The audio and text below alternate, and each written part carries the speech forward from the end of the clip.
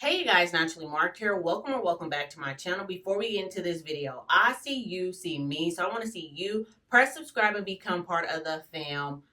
I'm still here kinky twisting my hair, but we're going to get another comment that frequently comes in. I'm just going to show this person's comment. But I do get this comment a lot, and this is something that I struggled with being a natural hair person. The comment is basically saying, like, there's an itch or an urge to either touch your hair, redo your hair every 2 weeks, or like you got to have your hands in your hair, you got to do something different. So that's what I'm going to be addressing from just my point of view. So let me get this last little piece out to start working on it while I'm talking to you guys about it. Don't feel like it's something the matter with you. I don't know. It's so hard for me to just like directly be like you or whatever. So I'm gonna talk from my point of view and my history with my hair, and also having to get over oh my goodness, my hands got to be in my hair every 2 weeks. I'm not sure how you grew up. So culturally, for Black women, we were born, bred, and raised to have our hair done every 2 weeks. That comes from, depending on if you have a church background, us being criticized about our hair. In my household, we got our hair done every 2 weeks. It was for church, and then if we had like a lot of church events or whatever, we were getting our hair done a lot, which made us not be able to do certain activities like swim, do any type of sports or anything that was gonna mess up our hair, because my daddy paid a lot of money to get our hair done and it needed to last for 2 weeks. So you having an urge to have your hands in your head every 2 weeks, depending on how you grew up. I grew up having to get my hair done every other week. There was no ands, ifs, or buts about it. I'm not sure how old you are, but when I started my hair journey, it took me so long to get over that urge of like flat ironing my hair or curling my hair or doing a roller set on my head or having my braids look fresh all the time. I was so bad when I first started like going no heat contact, which is so funny. It's funny, but it's not funny. But I literally had really bad heat damage, so I had to stay away from using heat. And it's almost kind of like someone being addicted. You can be addicted to anything. Like, being addicted does not just only have to be with drugs. You can be addicted to anything that you struggle with getting away from. You can be addicted to food. You can be addicted to eating out or ordering from DoorDash. You can be addicted to toxic people. You can be addicted to a lot of things. So basically, if you know that is an issue for you, and you know that it is causing your hair to lack or not be able to retain length because you're continuously touching your hair, you need to have like a really sit down conversation with yourself and be like, hey, I want to get my hair past this plateau. What are the things that I need to do to stop touching my hair? I'm not the person that wore wigs or weaves, but one of the ways that I kind of fixed that itch was straightening one piece of my hair in the back. I would just grab one of my little raggedy twists that I had in my head, and I will take one of them down. Doesn't matter if my hair was dirty. It doesn't matter if my hair was clean. Every probably like 10 days, I had to straighten one piece of my hair to try to help that itch. And it's truly a hair itch, and nobody can explain it unless like you live through like, oh my goodness, I need to do something different, or I would have been doing something to my hair in this season. Like, oh, now it's cold outside, I would have normally been straightening my hair. It's just an itch and an urge that you have, and honestly, it takes self-discipline to break it. But because I didn't have enough self-discipline, I was just straightening one strand of my hair in the back. And then what I noticed over the time, I did this for probably about a year, maybe even almost up to 2 years into my hair journey. And what I noticed was the hair that I continuously straightened was actually still damaged. And that's one thing that actually helped me realize that I don't need to continuously straighten or touch my hair, because the part that I did continuously touch was not thriving like the rest of my hair.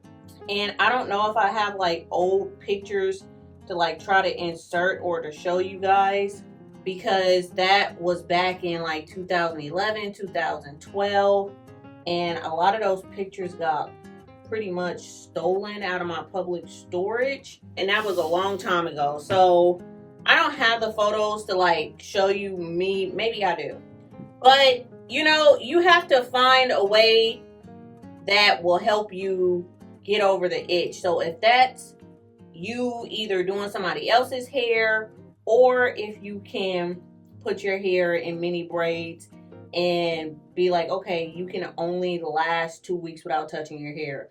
Okay, well, when you touch your hair, just redo, like put a different kind of mini braid style if you're doing mini braids. Or I don't necessarily know like what your kryptonite is or what style you feel like you always got to touch your hair or redo your hair. I'm not sure. What really helped me out was seeing that my hair was damaged. And then also what helped was my husband telling me like, hey, like, why do you gotta keep straightening your hair or looking at your length? Being in a more positive environment really helped me not feel like I needed to have my hair straightened or curled or look presentable.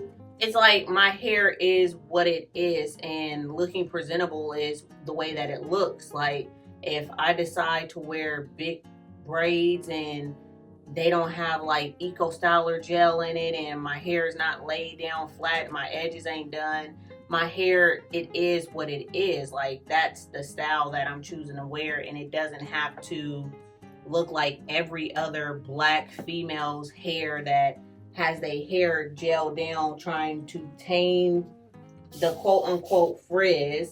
So it's like living in a more positive environment and not being amongst people that constantly have their hair in the old ways that you used to wear your hair. It's like, I don't know. I'm just talking from my experience. Like I said, I don't know what your itch or your, you know, you can't keep your hands out of your head problem is, because some people got problems with, I gotta dye my hair, or I got problems with, I gotta get braids in my head. Because I tell you, one of my itches, after about 2 months, 8 weeks, I have to put a protective style back in my hair. I do not know how to do my regular hair, so I get that itch to put a protective style back in my head. And I'm happy that it's a healthy style, but it's still pretty much the same effect, except I have gotten to a point of where I'm doing something healthy to my hair that retains length. So if this itch of me every 2 months, I have to redo or put in braids. If that itch was, oh my goodness, I feel like I gotta dye my hair again. Well, that only gave you about 1 inch of new growth if you're looking at it from that spectrum.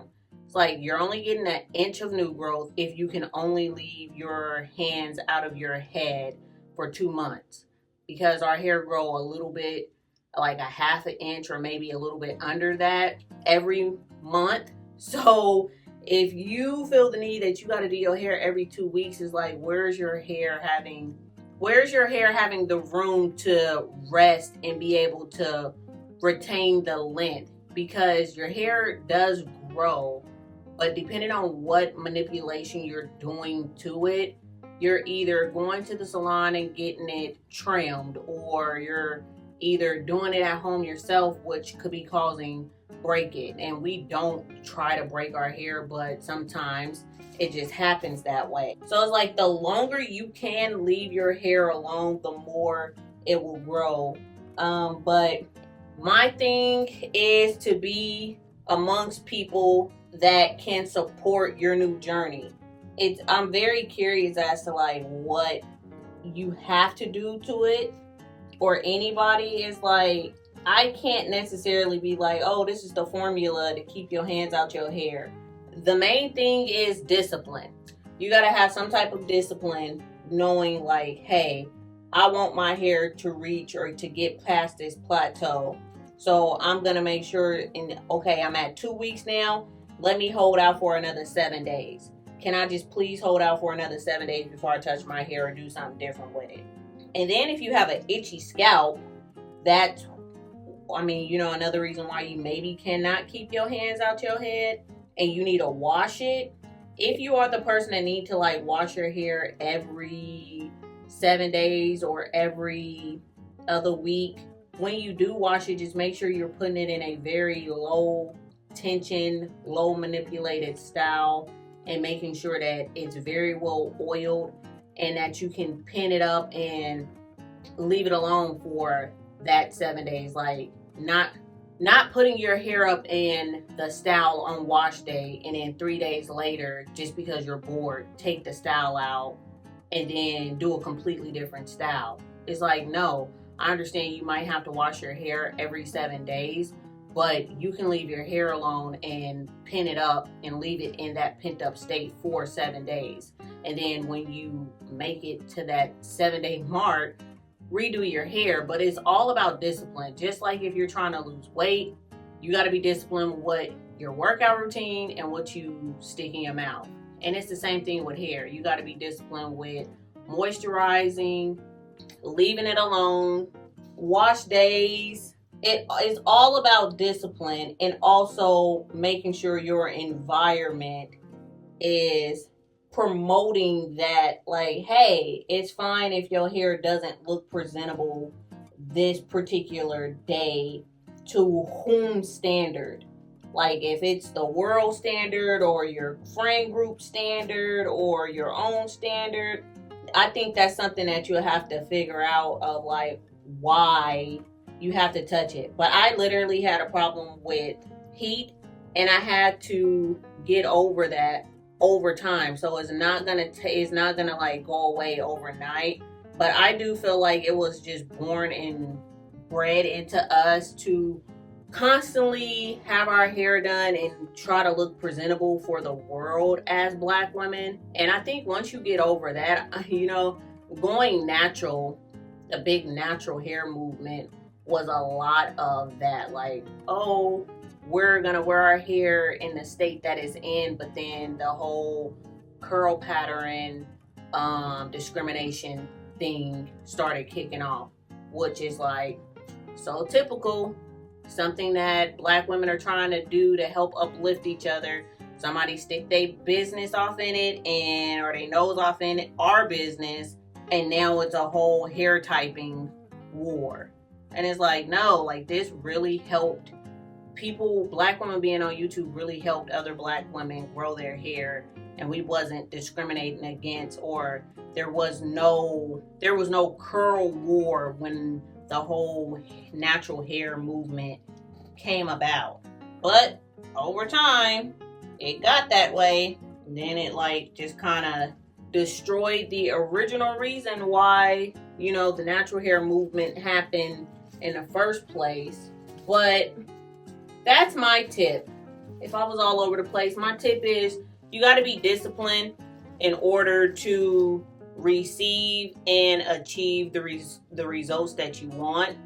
And even though it's hard, you just got to switch your frame of mind. Start out with perhaps going 4 days past 2 weeks, and then just try to increase it from there.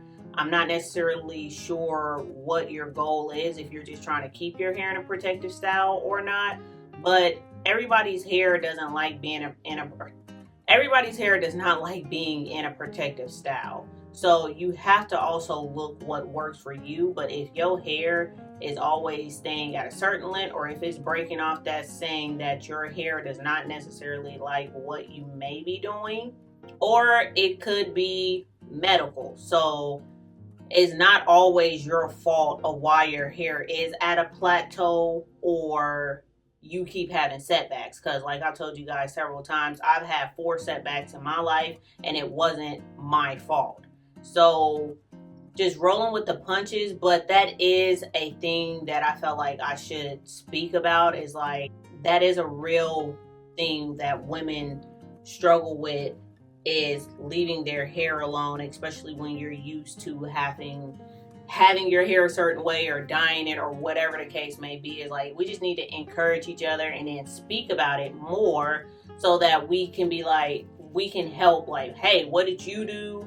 How did you get over this? And once again, it took me about 1.5 years into my hair journey from 2011 to get over me wanting to straighten my hair. And now I absolutely have like no desire to straighten my hair any longer. Like when I blow dry it, that's straight enough for me. And then I'm like instantly regretting, like, what am I going to do with my hair now? So then that's how come I normally just put my hair in mini braids when I blow dry it, because I don't know what to do with my hair in its straight state. And then I don't know how to necessarily style my hair anyway. So that's a whole nother like situation. But I don't know what to do with my hair straight no more. It's like, I wanted everything in me to have long, thick hair for it to be straight. And now that I have it, it's like I leave it up and I leave it alone, which is funny.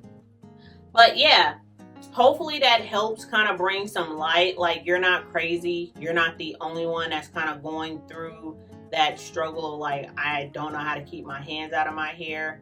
And just to answer you, hey, you're not alone, but try to figure out different ways of tricking yourself to make sure that you reach your goals with your hair if possible.